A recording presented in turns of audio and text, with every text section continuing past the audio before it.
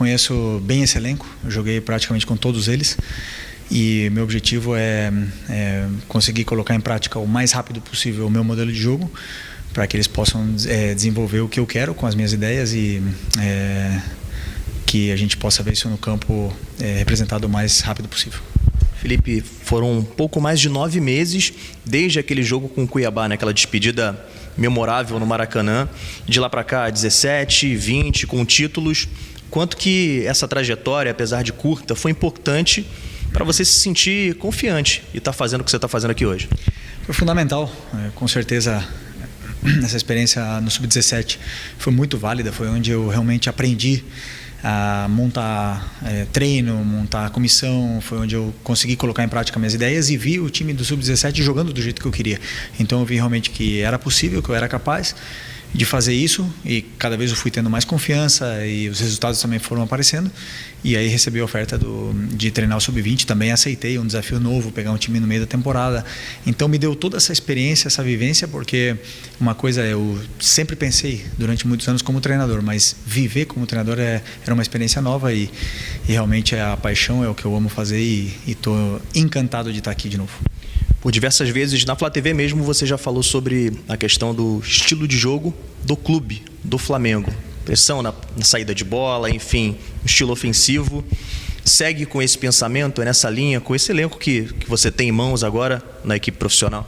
Com certeza, meu modelo de jogo é um modelo de jogo de muito ataque, né? Eu já falei em outras entrevistas que às vezes eu peco por não ter medo, né? Mas por atacar demais, mas com certeza esse time já está bem treinado, já tem uma estabilidade, uma organização defensiva muito boa e é claro que eu vou tentar colocar, como eu falei, a minha ideia em prática, que é diferente, para que a gente possa ver o time atacando da forma que eu quero, que com certeza espero ver muitos gols e muitas chances de gols. SBT Esporte Rio no ar, muito bem, boa tarde, Lucas Pedrosa, Vini Casagrande, DJ Careca. DJ Careca que é Mengão, torcedor do Flamengo, DJ Careca com apenas um som. O que você achou da demissão do Tite, DJ Careca? Vá comer! Que loucura! Não é possível. Eu sei da opinião do DJ já há muito tempo. É igual a minha. Era sua também, Vene? Oh, meu Deus, era sua aí, você torcedor do Flamengo, me conta. Não sei como é que conta, não tem mais o Twitter. Conta lá no Instagram, marca a gente, @SBT Rio Oficial. Marca a gente lá no Instagram, filma a tela, bota o @ e vamos junto. Vamos abrir um programa, claro, com a notícia do dia. O Tite não é mais técnico do Flamengo e seu último ato foi com uma vitória diante do Atlético Paranaense, esse jogo no Maracanã. A gente vai ver o que rolou nessa partida e na volta o nosso querido Vene Casagrande vai dar os detalhes dessa demissão. Rodou. O torcedor rubro-negro já pedia a saída do treinador. Mas ele comandou o time ontem, que sofreu para vencer. A primeira chance foi com Davi Luiz. O goleiro do Atlético sai para defender e a bola sobra em Léo Ortiz, que arrisca de cabeça e a defesa faz milagre. Gabigol, que ganhou chance no jogo, tenta de primeira. Michael fica com a bola. O Atlético também tenta, mas tem Rossi para livrar o time. Aí é Wesley que lança uma bomba, mas de novo Michael estava lá para defender. Do lado do Furacão, Zapelli tem chance e é Rossi quem aparece. Flamengo insistia e teve esse chutaço de Gerson, que era o melhor no jogo. Segundo tempo e parecia que iria continuar no 0-0. Gabigol tem mais uma oportunidade, mas erra. E a partida caminhava para o fim, quando após troca de passes, Wesley aparece para cruzar na medida e Gerson sobe e manda de cabeça no cantinho, e colocando o time de volta ao G4. Mas nada que segurou o Tite no cargo. Hoje o Flamengo anunciou a demissão do técnico e da comissão técnica dele. Com isso, quem assume é Felipe Luiz, que conquistou o Mundial Sub-20 em agosto. Tite deixa o Flamengo 2 dias antes do time disputar o primeiro jogo da semifinal da Copa do Brasil contra o Corinthians no Maracanã. Em 2024, sob o comando do treinador, a equipe conquistou o Campeonato Carioca de forma invicta e acabou sendo eliminada da Libertadores. Muito bem, boa tarde, Lucas Pedrosa. Boa tarde. Ele tá bravo. Boa tarde, Vene Casagrande. Boa tarde. Ô, Vene, o que aconteceu? Vamos começar esse programa falando da demissão do Tite. Esse é um grande assunto aí no futebol carioca, porque a torcida do Flamengo já tá há um tempo pedindo isso. Ontem, depois do jogo, mesmo com a vitória, o pessoal xingou o Tite nas arquibancadas do Maracanã. Aliás, arquibancadas bem vazias, coisa muito incomum para os jogos do Flamengo. A torcida fez o seu protesto dessa forma. Vene, o que aconteceu com essa demissão? A pergunta primeira que eu quero te fazer: ele já estava, entre aspas, com uma decisão de que seria demitido antes do jogo ou não? Boa pergunta ou ele foi sua. demitido mesmo depois desse jogo do Atlético Paranaense? Boa pergunta sua, Fernandinha. A apuração que eu tenho é que não. O Rodolfo Landim não queria demitir o técnico Tite, embora muita gente que esteja ali envolvida no dia a dia dele, no departamento de futebol do Flamengo, optasse pela saída do Tite. Mas o Landim não queria demitir. Tanto é que ele foi mantido no cargo diante do Atlético Paranaense. Só que muita coisa aconteceu. Vamos recapitular. Teve a eliminação na quinta-feira contra o Peñarol, uma eliminação que todo mundo classificou como vexatória, vergonhosa. O Landim manteve a postura de deixar o treinador, achando que o treinador poderia reverter a situação dentro e fora de campo, porque a situação nos bastidores também não era das melhores. Os jogadores sentindo muito, o próprio treinador sentindo muito. Veio o jogo contra o Atlético Paranaense, e você mencionou muito bem aí que mesmo após a vitória, ele foi muito xingado e hostilizado. E antes mesmo de a bola rolar e durante o jogo, ele foi muito hostilizado. A palavra certa é essa. A torcida do Flamengo mostrando claramente que queria a saída dele. E aí veio a entrevista coletiva dele pós-jogo, que ali foi a gota d'água. Além dele estar muito abatido, ele sentindo muito golpe, sentindo muita pressão, teve uma pergunta que foi crucial, que ali acabou decidindo de vez a situação, o Rodolfo Landim decidindo pela saída do treinador. Quando ele foi questionado se o Matheus Cunha seria o jogador da Copa do Brasil, mesmo na eliminação da Libertadores da América. A gente pode ver aí nos últimos dias, nos últimos noticiários, o Flamengo brigando a todo custo com a CBF, com outros clubes, para poder fazer com que tenha o seu melhor time na Copa do Brasil, ou seja, priorizando a Copa do Brasil ao invés do Campeonato Brasileiro. E aí o técnico Tite, mesmo assim, opta por manter o Matheus Cunha. Tanto é que, vou até contar um bastidor aqui, ontem, após a entrevista coletiva, uma pessoa da diretoria do Flamengo, não faz parte do departamento de futebol, mas é uma pessoa grande da diretoria do Flamengo, um VP, tirou o print da minha postagem no meu Instagram com as palavras do Tite dizendo que o Matheus Cunha seria o goleiro, me mandou perguntando: Vene, isso é verdade mesmo? Você publicou isso? Ele falou realmente isso? Porque eu não vi a entrevista coletiva. Ou seja, muita gente foi pega de surpresa, porque muita gente imaginaria que o Tite não fosse manter esse revezamento no gol, porque o Flamengo está priorizando a Copa do Brasil. A verdade hoje é essa. Mas muita gente então isso enxerga... é uma coisa que internamente no Flamengo era só o Tite que gostava. Não, o Flamengo não gostava antes, da questão do goleiro. Antes tinha o apoio da diretoria, só que veio a queda na Libertadores. Entendi. E a diretoria, além de estar fazendo um esforço absurdo para ter os melhores jogadores na Copa do Brasil, também fez um esforço absurdo para contratar um goleiro Rossi, que é muito melhor que o Matheus Cunha. O Matheus Cunha, ano passado, ele entregou na eliminação contra o Olímpia, entregou na final da Copa do Brasil diante do São Paulo. Recentemente ele sofreu gols bobos, ele teve culpa em 2 gols contra o Grêmio. Então é um goleiro que não passa tranquilidade. E é óbvio, quando você olha a Copa do Brasil como a única possibilidade de título na temporada, você tem que colocar os melhores em campo. O Rossi é melhor que ele, não só no quesito pegar a bola, no quesito reposição, não tem nem discussão isso. Então ali acabou sendo a gota d'água. Então após a entrevista coletiva, o departamento de futebol, juntamente com o presidente Rodolfo Landim, decidiu pela demissão do treinador. Só para a critério de informação, muita gente me questionando sobre isso, multa rescisória. O Flamengo vai pagar 3 milhões de multa rescisória, porque o acordo prevê pagamento de 50% do que o treinador tem a receber até o fim da temporada, que é quando acaba o contrato dele. E isso vai dar cerca de 3 milhões de reais. E aí, hoje pela manhã, por volta de 7h30 da manhã, após comunicar, obviamente, o empresário do jogador, do treinador e também o treinador, o Flamengo divulgou publicamente que o técnico Tite não é mais treinador da equipe rubro-negra. Felipe Luiz fica de maneira interina. Ô, Lucas Pedrosa, a gente já vai escutar aqui a sonora do Tite, a última, né, como treinador, uma das últimas, até porque foi uma coletiva muito grande. Ontem o Tite falou sobre essa avaliação do trabalho dele e de que talvez ele não seria mais o treinador ele não seria o treinador dos sonhos, né? Cadê, Rodolfo? Talvez não seja o teu técnico, como é que é o nome dele? E aí tu pegou... talvez eu não seja o teu técnico dos teus sonhos, né? Talvez não faça também numa situação extraordinária tanto quanto tu queira. Mas o trabalho e a dignidade pode ter certeza que ele vai ter sempre. O respeito a ti, o respeito à entidade, o respeito aos atletas, o respeito a vocês vai ter sempre. Término do ano associado a essa pergunta vai ter tchau ou não. Pedrosa, a gente sabe que é um ano eleitoral do Flamengo, né? Mas vamos desprezar isso, vamos pensar no todo. De 2019 pra cá, quantos treinadores deram certo no Flamengo? Dois. Dorival Jesus Júnior e Rogério Dorival. Ceni. Não, o Dorival. Não, acho que até o Rogério Ceni dá pra dizer que deu certo também, porque Deu ele foi certo, campeão foi campeão. brasileiro. Mas foi campeão com o povo chiando. É porque...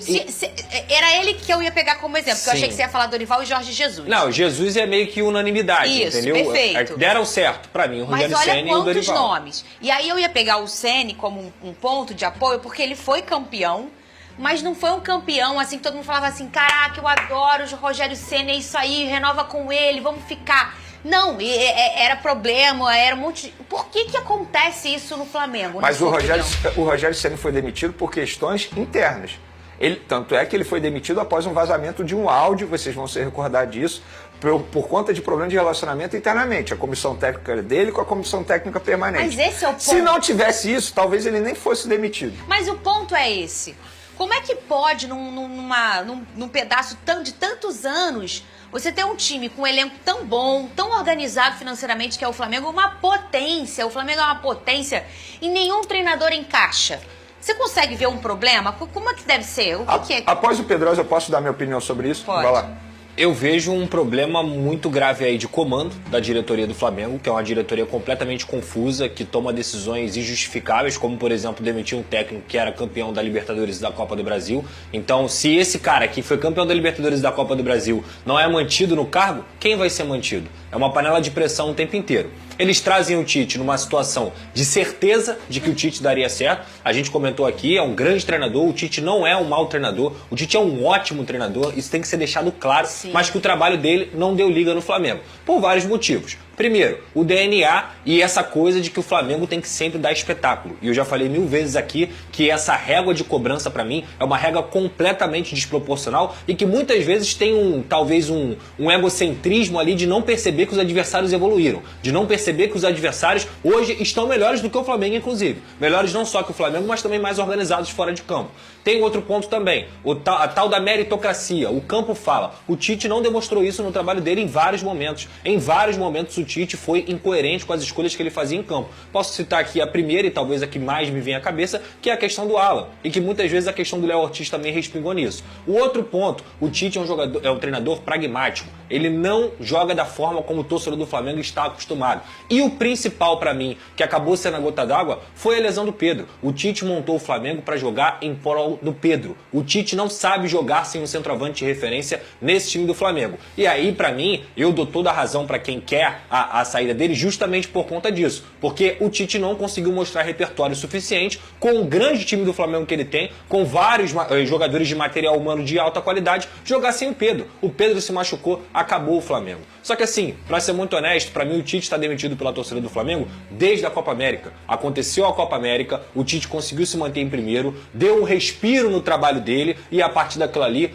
tudo foi crítica, tudo é xingamento, tudo é problema e o Tite tem seus problemas. Aliás, problemas que inclusive pra mim me pareciam de um técnico totalmente inexperiente, porque as entrevistas coletivas dele, e muita gente acha que não, mas a entrevista coletiva demite técnico, tá? Sim. E a entrevista coletiva dele era completamente chamando uma responsabilidade pra ele, como por exemplo no gol, totalmente descabida. Não faz sentido um treinador com tanta experiência que já foi campeão de tudo ficar chamando essa responsabilidade pra ele. Então no final das contas, tudo respinga no treinador. Eu tenho que levar em consideração o calendário do futebol brasileiro, que ele perdeu o trio de ataque dele, ele perdeu o Everton Cebolinha, o Pedro e o Luiz Araújo, isso eu levo em consideração também, mas infelizmente esse casamento já está fadado ao fracasso desde o momento que a torcida do Flamengo demitiu o Tite. Quando a torcida do Flamengo demite o Tite, é só questão de tempo e ele seria um técnico demitido. E a sua opinião em relação a isso, Vene Casagrande? Na verdade, o Tite, assim, ele nunca foi unanimidade entre os torcedores do Flamengo. Vocês vão se recordar que quando ele chegou, grande parte da torcida do Flamengo era contra a chegada dele. Eu acho que o Tite, ele deixou muito a desejar, talvez tenha perdido o time do que é trabalhar no dia a dia num clube de futebol futebol.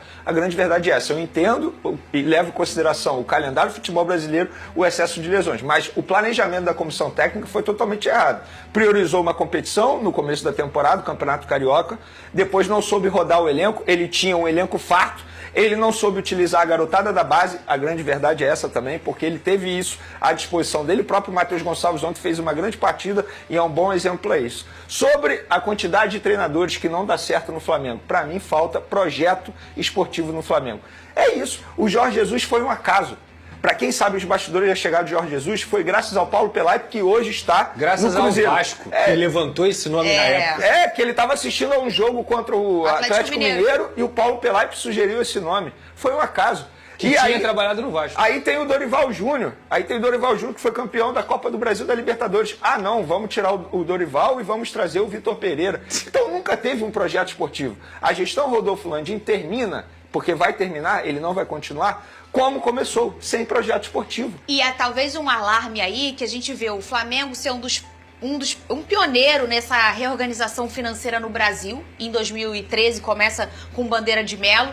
Só que aí ele começa a ser um dos poucos que tem uma grana, que está organizado, e isso é muito bacana, que o futebol é profissional.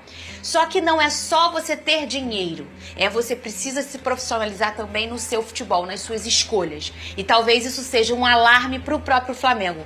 Já se organizou, foi pioneiro nessa questão financeira, agora numa gestão um pouco mais profissional para os próximos anos, porque como o Pedrosa disse, precisa olhar o lado. A galera tá chegando, tem outra galera já chegou. A galera já chegou. Se organizando financeiramente, seja via SAF, via vamos juntar nossas moedinhas, seja o que for, a galera tá se organizando. Agora o Flamengo também tem que pensar. Eu acho que independentemente dos adversários, o Flamengo ele tem que se organizar, ele tem que ter um projeto esportivo que sirva de aprendizado para o próximo presidente, porque tem eleição. Tudo respinga no Tite. Mas a diretoria do Flamengo, ela agiu correto dentro dessa temporada aí em relação ao mercado de transferência? Eles foram entregar reforço pro Tite na última semana de janela de transferência. O Flamengo tem problemas desde o início da temporada. Reforços esses que não eram o plano A. Vamos lá, o Alcaraz não era o plano A. O plano A era o Claudinho, novamente eles tomaram um baile do Zenit. O Gonzalo Plata foi oferecido milhões de vezes antes de ser contratado. Então não eram jogadores que estavam na mira. Perfeito. Foram contratados depois, no desespero. Perfeito. Felipe Luiz, recém-nomeado treinador do Flamengo, já enfrenta grandes desafios, com sua estreia marcada para esta quarta-feira contra o Corinthians, às 21h45 no Maracanã, pelo primeiro confronto da semifinal da Copa do Brasil. Com apenas 2 dias de preparação até o jogo e cerca de 2 meses até o fim da temporada, o ex-lateral terá muito trabalho pela frente em um tempo limitado. Entre os primeiros desafios de Felipe Luiz está o resgate da identidade ofensiva do Flamengo, que, sob o comando de Tite, apresentou a menor média de gols entre os últimos 10 treinadores do clube, com apenas 1,58 gols por partida. A missão de Felipe será melhorar esses números, utilizando variações táticas para criar novas formas de jogo. O próprio técnico já declarou que seu estilo é bastante ofensivo, e ele pretende implementar essa abordagem no time, buscando mais gols e oportunidades em campo.